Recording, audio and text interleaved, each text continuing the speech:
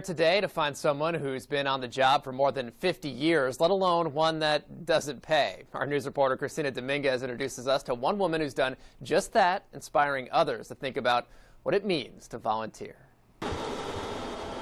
Every week, I've always done that way. Grace Sanford, with her hair done just right, her high-heeled shoes and a skirt, never pants, walks into the mailroom at Rochester General Hospital. I really love coming here.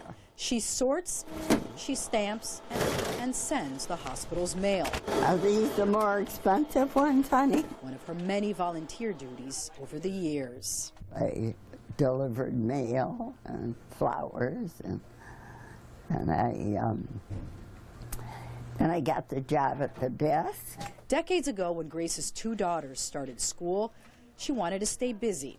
She learned about a volunteering opportunity at RGH by sitting next to a woman riding the bus. She said, "Oh, I got the place for you." That was back in 1956. I didn't need the money, and I just thought this would be a nice thing to do.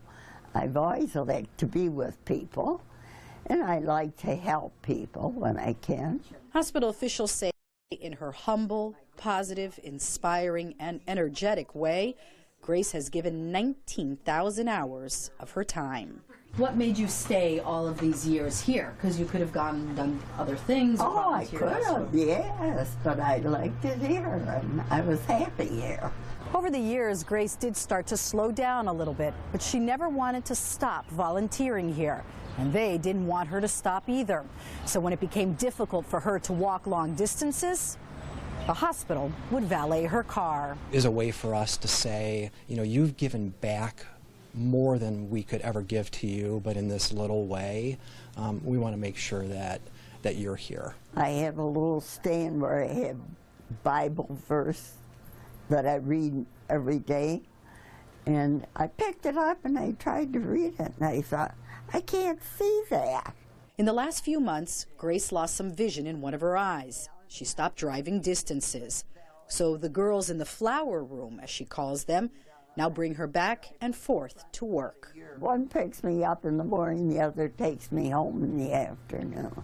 Since her husband passed and her daughters live out of town, the girls she works with are Grace's family too. They don't like talking about her ever leaving.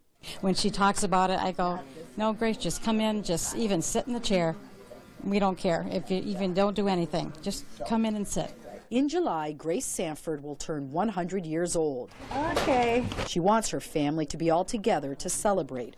They're planning parties at RGH too.